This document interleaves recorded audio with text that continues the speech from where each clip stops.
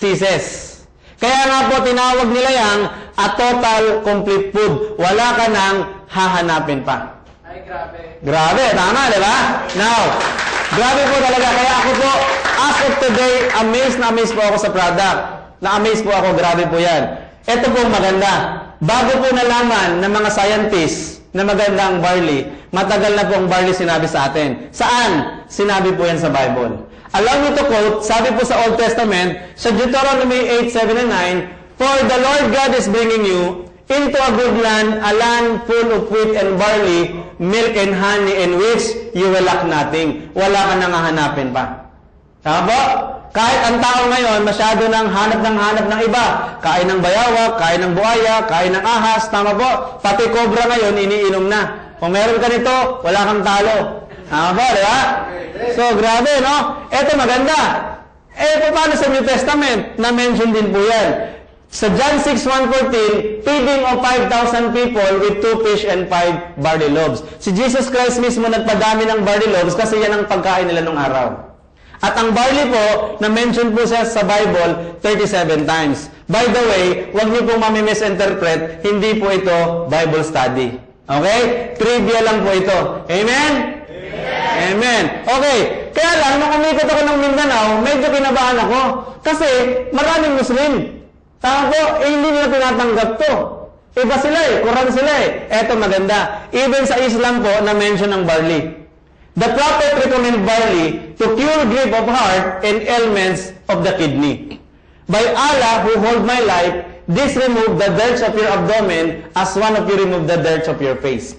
According to Pedro's Al-Hikmat, the suspension prepared from barley is beneficial for at least 100 diseases of the body. Ganyan po kagrabe ang barley. Kaya nga sabi nila, hindi lang Christian ang nakukuha natin, pati yung kaibigan natin mga Muslim, mga kapatid nating Muslim, nakukuha din natin. Bakit? Recommend by Prophet Muhammad and by Allah. Aba? Now, pagkain po ito ng mga Roman gladiators. Kaya nga po ang mga Roman gladiators, they eat barley for their strength and stamina. Ngayon, magde-demo tayo para sa atin pong product. Magkukuha tayo ng model. Ma'am, nakatake na po kayo ng barley, ma'am? Member na po kayo? Okay. Sino dito ang hindi pa? Yung mga first timer. First timer. Ma'am, halika po. Halika, ma'am. Huwag ka ma-uwiya. Halika. Okay. Ano to? Bonus ko to sa'yo. Okay.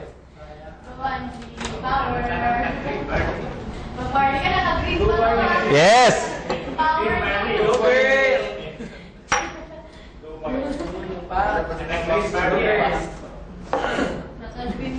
Okay, dito tayo, sis. Okay, dito ka sa stage para maganda. Anong name mo? Angeline. Okay, ganito gagawin natin ha. Si Angeline, gagawin nating model. Okay. Angeline, ang tawag natin sa demo na ito ay strength test. Okay? Kung alam mo, yung mga gumagawa ng demo na ito, yung bibenta ng bracelet na magnet, di ba? Yung mga bilog-bilog na nilalagay dito, sabi nila, pag suot mo daw yon, lumalakas ka. Tama, di ba? So, nung tinanong ako, Jun, totoo ba yan? Nung pinag-aralan ko po, sabi ko, totoo. Sinesearch sa internet. Kahit na naglabas ang TV na hindi daw totoo, ako nakita ko, sabi ko, may realistic po. Bakit po? Kasi ang magnet kasi sis, meron siyang electricity. Meron siyang kuryente. Yung katawan natin, merong kuryente. Merong positive, merong negative. Alam mo ba yan? Tama? Kaya nga minsan, di ba, pag na-experience mo, dumikit ka sa mga tao, para na-static ka, nakakuryente ka. Ngayon, kung hindi mo naman na-experience mo, yung siko mo, pag pinitik natin dito, may kuryente. Tama, di ba? Yung puso natin, kaya pala siya nagpapump, kinukuryente siya naturally. So, ganito gawin natin kay Angeline. Tama, no? Angeline, okay. Okay, side view ka sa kanila. Okay, ganito, kabila. Yan. Okay, 45 degrees. Pagkatapos, straight the body, i-close mo yung kamay mo ng ganito. Okay. Now, lalagyan natin si Angeline dito ng weights. Ikaw naman, ang gagawin mo, isipin mo, ikaw ang pinakamalakas na babae sa buong mundo. Tama? Total, kamukha naman ni Marian Rivera, pwedeng Darna, no? Tama, di ba? Okay. Ready, ha? So, tignan mo yung body niya kung magbe-bend. Ready, set, nag-bend siya. Tama? Okay. Angeline, bibigyan kita ng natural strength. Ang tawag nito sa Chinese, acupressure. Habang inihilot ko si Angeline, yung kanyang adrenal glands sa likod, nabuhay na. Yung emergency, di ba? Naisunog, nabuhat mo yung TV, yung rep. Tama, di ba? Yun yung may kagagawa nun. So, habang inihilot natin, buhay na yung iyong strength. Mas malakas ka ngayon compare kanina. Now, dahil dalawa ang kidney mo, nasa ibabaw yung adrenal glands nun eh, dalawang kamay ang ating ihilutin. Ang tanong ko lang, Angeline, dalawa ba ang kidney mo? Baka nabenta mo na isa. Okay. Okay. So, observe mo, mas malakas ka ngayon compare kanina. Tingnan niyo po isang observation. Kung meron kang anak, pag nagkakasakit, pinapahilot mo. Tama? Sabi ng manghihilot, meron daw pilay. Sabi ng science, hindi totoo yun. Bakit? Kung may pilay ang bata, dapat sa orthopedic siya dinala. Pero tanong, June, bakit siya gumaling? Yan po ang milagro ng hilot. Habang inihilot yung bata, lahat ng glands niya nag-function. Adrenal glands, thymus gland, pituitary gland, nag-release ng hormones yun. Yan ang nag-combat sa infection ng bata. Kaya siya gumaling. Okay, tingnan mo to, Angeline, ha? Observe mo, mas malakas ka ngayon compare kanina. Sige, close. Kamay mo. Okay, tingnan niyo po, ha? Okay, huwag niyo putulin, ha? Ready, set, go. Ay, grabe. Tama, di ba? So, ibig sabihin, mas malakas siya ngayon compare kanina. Tama? Pero, babawiin natin yun, pinahiram lang natin yun. Sa pamamagitan ng cellphone. May cellphone ka ba? Okay na. Tingnan natin. May load ba yan? Pasa-load mo ko. Hindi. Okay. Pindutin mo yung cellphone mo, pailawin mo, pakita mo sa kanila. Kahit saan lang, isa lang. Yan. Pinindot niya. Sabi sa internet po, first timer, sabi sa internet, ang cellphone, huwag mong patatagalin sa ulo. Bakit? It's a mini chemotherapy. Pag habang matagal ng kausap mo, nangyari, mainit na yung cellphone mo, masakit na yung ulo mo. Tingnan mo ha, si Angeline, isang pindot lang niya ng cellphone, yung radiation, hindi mo nakita yon, nag-travel sa nerves mo, in-inject sa adrenal glands niya, wala na yung kanyang strength. Ganun kabilis po. Kaya nga kung ang anak mo, gumraduate ng honor, ginagalawan mo ng cellphone, after 10 years, unang sakit niyan, blood clotting sa brain hanggang brain tumor. Okay, now, tingnan mo ha, sa isang pindot niya ng cellphone, wala na yung kanyang strength. Sige. Close mo. Okay. Ready? Sa isang pindot lang, para na siyang ano, diba? Painumin natin siya ng barley ngayon.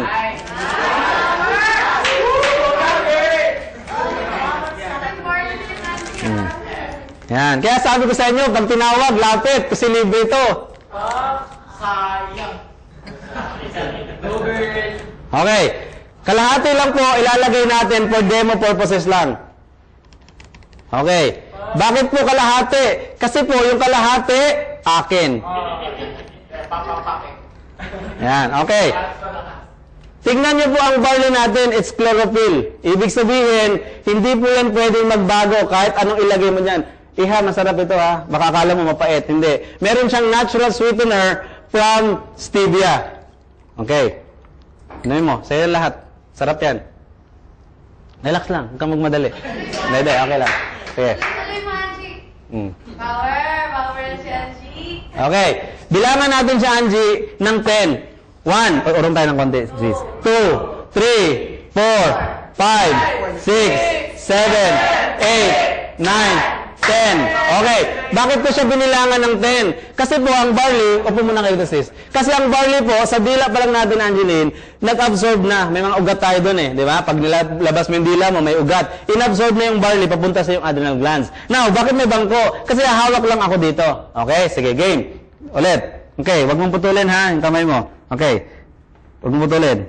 Ready, set, go. Ay, grabe. So, diba? Now, etong maganda, dyan ka lang sis ha. Dyan ka lang sis, okay lang. Etong maganda po, kahit si Angeline mag-cellphone siya, because of barley, protected siya ng radiation. Sige, pailawin mo ulit, pakita mo sa kanila. Yan. Kahit nag-cellphone pa siya, nandun pa rin yung kanyang strength. Liga. Huwag mong putulin, Jay ha. Okay. Ready, set, go. Ay, power to Okay. Okay. Thank you po ha. Great bonding mo. Okay. Okay. Thank you, Angeline, ha? Okay. So, ganun po kagrabe. Actually, Angeline, ilang taon ka na?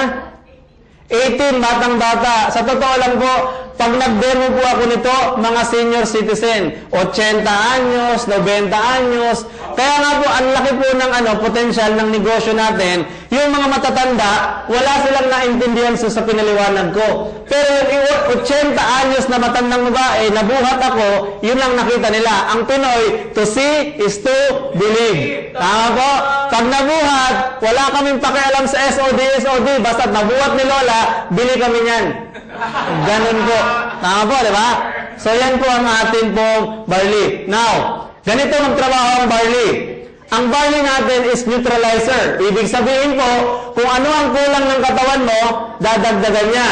Kung ano yung sobra, babawasan niya. I-neutralize ka niya. And then, i-cleanse ka ng barley. Nakita niyo yung green? I-cleanse ka ng barley. Pag malinis na, inonourish ka na ng nutrients. Vitamins, minerals, enzymes, amino acid. Pag may sakit ka, whether you like it or not, healing will follow. Ganyan po magtrabaho. Wala pong magic po sa atin pong barley. Ganyan po siya, may proseso po siya.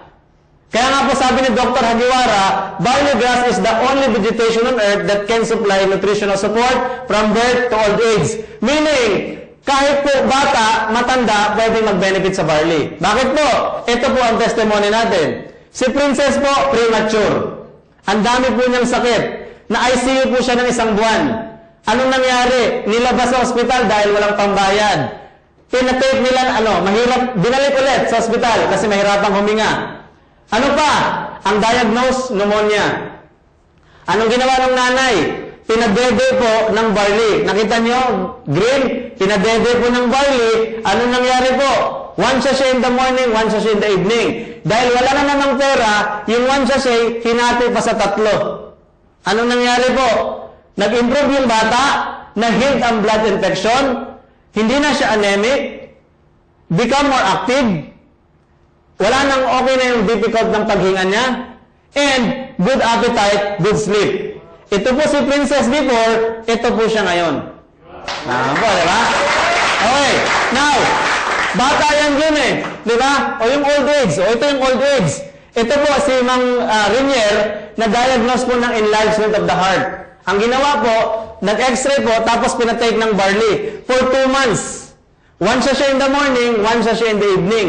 After 2 months, nag-x-ray ulit. Ano nangyari? Hindi na po nag-enlarge yung kanyang heart. Saan palakpak ulit dyan? Okay. Jun, matanda yan. O ilagay natin sa gitna. Si Janet po ay 31 years old. Na-diagnose po ng carcinoma. Actually po, itong babae na ito, nung nag-testimony, nagulat po ako. Kasi po, ang suggest sa kanya ng doktor daw, operahan siya immediate. Tatanggalin yung kanyang mata, tatanggalin yung ilong, tatanggalin yung jaw. Buti na lang po, wala daw siyang pera. Kasi kung may pera siya, tanggal ang mukha niya. Tama po? Dahil walang pera, ang ginawa po ng kanyang tita, pinatake po ng barley. Ang pinatake sa kanya, capsule po. 2 capsule in the morning, 2 capsule in the evening. After 4 days of taking the capsule, ano nangyari? Ang dami pong dugo na lumabas sa kanyang ilong. Nagulat. Sabi niya, naku, baka epekto ito ng barley. Baka ito yung side effect. Sabi ng tita, hindi. Ituloy mo lang. Tinuloy. Pero this time po, sachet po ang ibinigay sa kanya. 1 sachet in the morning, 1 sachet in the evening. Ito siya dati, ito siya ngayon, ito siya after. Tama po, di ba? Grabe po, no? So, ibig sabihin, ang dami na po natin ganyang testimony, sa totoo lang po. Nakakakilabot, talaga nakakaiyak ang mga testimony na iniharap sa atin. Kaya nga po, sa pagtatapos, simple lang po ang bilin ko sa inyo. Take care of your body, and your body will take care of you. Bakit po? Kasi po, 2 organs lang po ng ating katawan ang hindi nagpapahinga. Yung ating brain, tuloy-tuloy sa pag-release ng mga hormones yan, pananaginip, tuloy-tuloy yan. At yung ating puso, tuloy-tuloy sa pagbabak ng blood, 8,000 gallons every day. Bakit po? Pag ikaw natulog at yung puso mo nainggit din, natulog din, matutulog ka na forever. Tama po? So take care of your body and your body will take care of you. Thank you very much mo and to God be the glory.